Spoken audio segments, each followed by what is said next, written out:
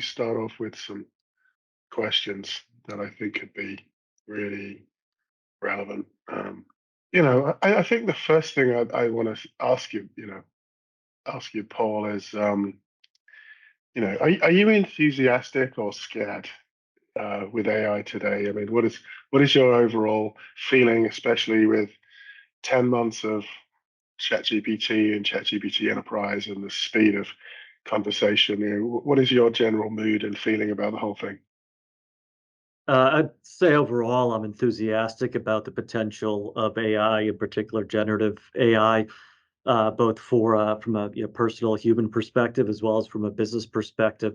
And it's important to recognize, as I know you're aware, that AI itself has been around a long time. We've been using AI in all sorts of ways over the last 15 plus years in for different clients and in different parts of our business. So AI, I think we is pretty well understood in terms of machine learning, deep learning, and lots of ways we've applied that to solve some really interesting problems. And generative AI is an incremental and really a step change, certainly in terms of the capability that we can get through AI.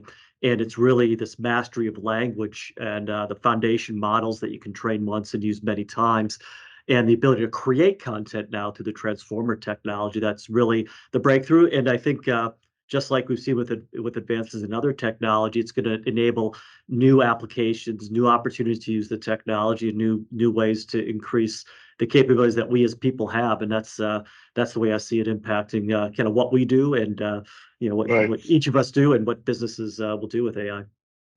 Excellent. So how would you describe, as we look at Gen AI, how would you describe the value proposition for enterprises? Yeah, the value proposition is that you can really tackle these problems of language in the one sense with large language models, which open up a new set of solutions for companies. And then this content, this content creation capability is very powerful. And so I think the value proposition for enterprises is it really allows you to do some transformative new things. And I think whereas a lot of technologies that we've experienced to date impact, the way you use technology, cloud is a different way of kind of building applications and systems. What's different now about generative AI is it's different ways of doing things. It's changing more the business processes and how you work within an organization. And I think that's the real value proposition for enterprises. You can rethink and change a lot of the things you do. For example, the way you create content if you're a media company, the way that you create regulatory filings if you're a financial institution or a life sciences institution. It dramatically changes what you can do, which is where I think we get to new value propositions for business, and where some of the excitement comes in. Yeah, we've run our own LLM on our own research, and the first thing we notice is people are going in and searching for insights who never would have done that before. They would have come to their teams and downloaded reports and stuff. Now you can the whole mechanism for changing how you access information is rapidly moving, and then this is very, very rife on the academic side. What is happening there, and that sort of thing. So how and why then do you see Gen AI different from other technological disruptions? Well, I think it's a big disruption or a big step change increase, as I said before. So I think it's a big increase in capability for artificial intelligence specifically, and then in allowing us to do these new things. So some of the ways we see it impacting what organizations can do is it's new forms of knowledge management, much easier to access knowledge, and it democratizes the ability of people to access knowledge in their enterprises. New ways of interacting with systems, which creates these tremendous potential in areas like customer care and customer service to bring in new models and new ways of doing things in much different ways. And really kind of new ways just for people in general to use systems. We see it, in some ways. We used to talk about the fact that software is eating the world. I think the new analogy with generative AI is that AI is eating software, which means that we have much more powerful ways of interacting with technology than we had before, which stands to benefit the way that we structure things in the way we work. AI is eating software. That's great. Um, so if we look a year out from now, let's not look too far beyond that, and we look at Gen AI, what do you expect to start to attain some scale, and what type of technological advancements do you anticipate are going to drive these changes? Yeah, I think 1 year out, I think we're going to continue to see a lot of the experimentation that companies are doing playing out. So we'll see that a lot of companies are in the experimentation stage. They're picking a use case, they're picking some models, and they're looking at how to apply it to the business. And I think we'll continue to see a lot of that over the next year. And we'll see more companies looking to then pick something and scale it, to more widespread deployment. Some are doing that today, but I think that'll become more common as we get a year out. The other big change I think we'll see 1 year out is more of the other, more traditional software companies, enterprise software companies, will be ingesting generative AI capabilities into their products. So I think it'll be very common a year from now, and more common a year from now, for a company to be using the Einstein GPT from Salesforce, or to be using the generative AI capability from ServiceNow, or other capabilities that'll just become natural in the way you do Right. things. So I think that's the 1 year out view, we'll move from some of the experimentation into scaling, and then more naturally using some of the capability. And at the same time, we're seeing right now a lot of companies, and we're helping a lot of companies establish the foundation in terms of the center of excellence, in terms of the talent foundation, in terms of responsible AI. And we'll continue to see that play out so that people get more comfortable then deploying the generative AI more widely through their organizations. Do you think anything's going to disappoint us in the next year? Yeah, I think we're going to go through the inevitable backlash. You've been around a long time. Yeah. You've seen this happen with every technology. So right now, I think there's this perception that generative AI solves any problem you can imagine, and I see I talk to lots of companies who come with all sorts of different generative AI use cases, and I think we're gonna, some of the reality is going to set in, and I think one of the things that's not being looked at enough right now is the business case around deploying the technology. A lot of people are moving down the path experimenting with use cases, and is that use case you're looking at experimenting with, can you scale it in an affordable way when you look at the degree of training you might need to do and how you might need to deploy it? And so what we're encouraging companies to do is start even at the experimentation stage with a business case driven view, understand the costs, understand the compute and sustainability impacts and other things that you need to factor into your solution, so that what the next stage is going to be and how you will be able to scale it to drive real impact. And I think some are going to be disappointed that they maybe get through some experimentation, the experiment itself worked, but then you look at the real applying it at scale, and it either wasn't as easy, or it was more costly, or not effective as they thought it would be. Yeah, definitely so. So, which roles and functions and even industries do you think are going to be most disrupted as we look at this sort of 12, maybe a bit further out, 18-month horizon? It's a really great question, because it seems like it's happening in every industry, unlike some other technologies. I can point to examples in every industry. So nobody's immune from the impacts of generative AI, and conversely, everybody's got the opportunity. Uh, so we see pretty widespread distributed application by industry. I think what's going to be a difference maker in our view is the first movers will have an advantage, we believe. Those who master the technology, who understand the models, who get their digital core established, because you need a strong digital core and data foundation to benefit from generative AI.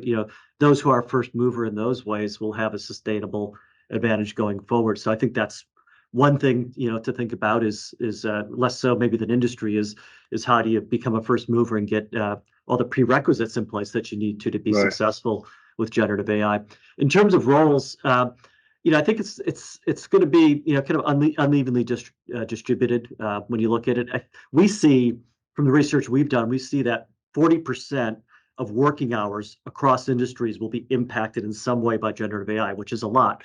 But that doesn't mean 40% of jobs go away, because in most cases, generative AI is impacting a part of a task somebody does, and it's making that their overall job more effective and maybe more fulfilling by removing some of the drudgery and some of the detailed work they needed to do.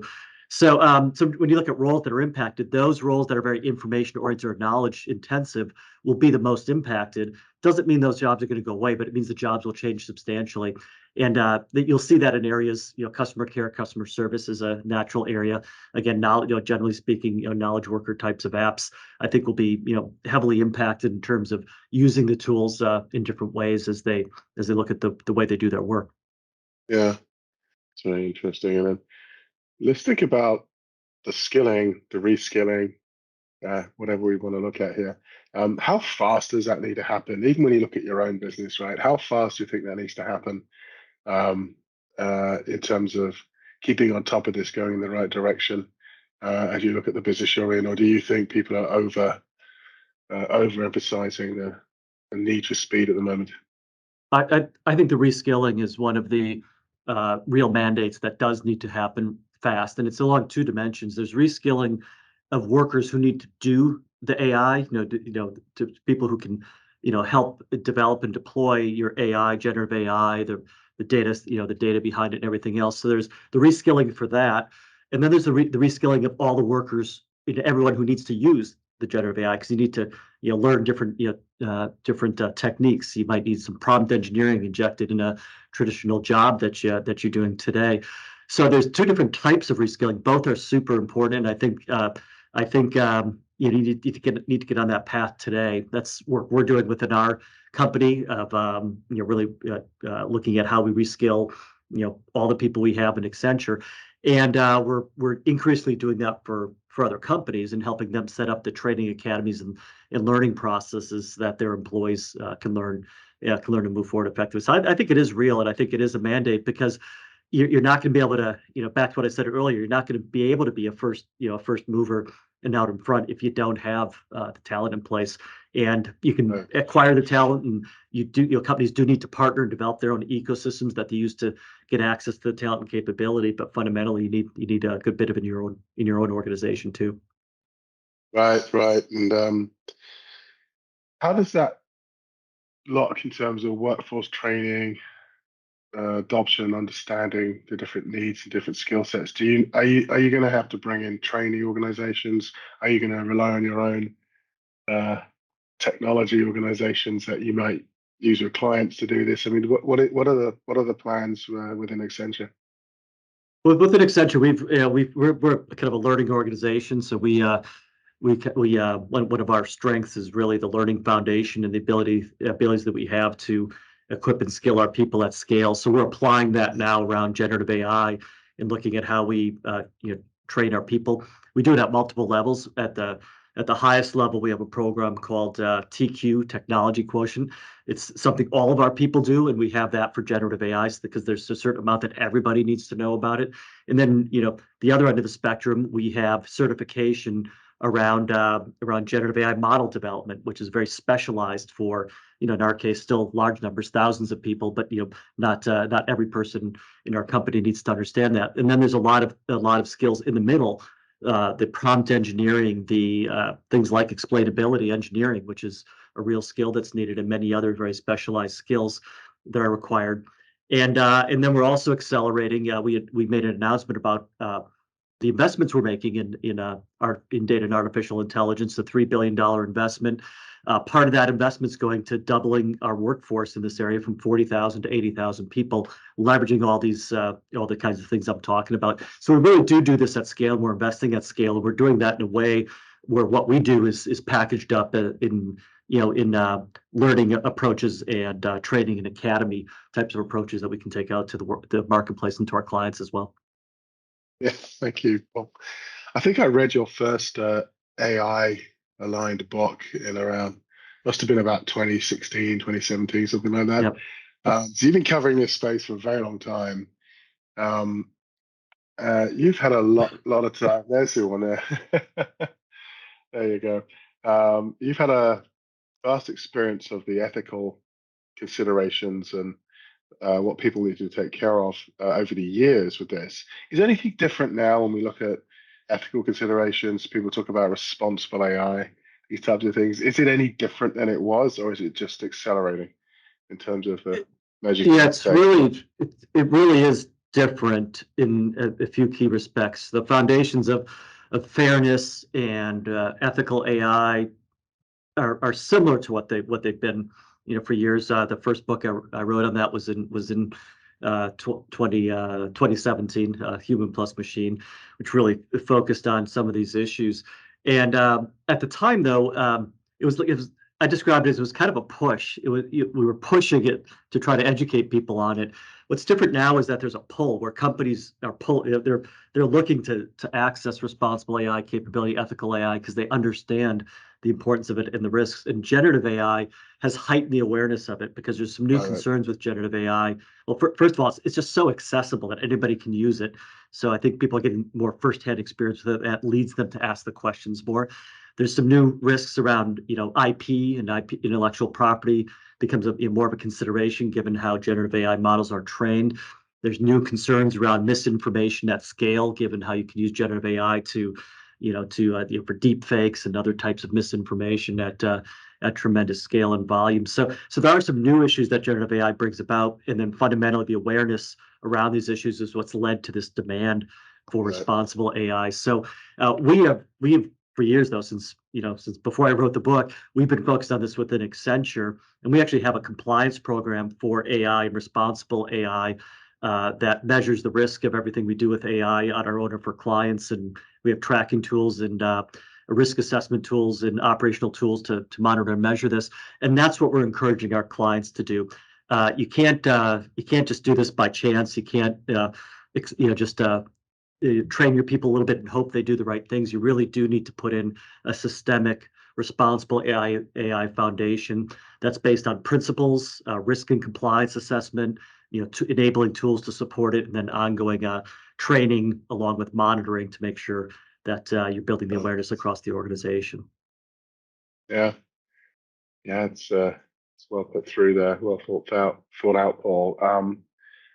So I have to ask this question. I don't like it, but do you believe white collar jobs are under threat with Gen AI any more than they were in the past? And how do you see this starting to play itself out? Yeah, we had a concept in that first book I wrote called no collar jobs, because we really saw AI bringing about a fusion of people with different sort of skills. So it wasn't about the blue collar or the white collar; it was kind of the no collar jobs, and as a lot of skills merged together. And I think that's even more true today. So when specifically to your question on knowledge workers or white collar workers, I don't think it's a threat at all to white collar workers. It's a threat to people who don't learn how to use the new tools and new approaches and technologies and the way they work.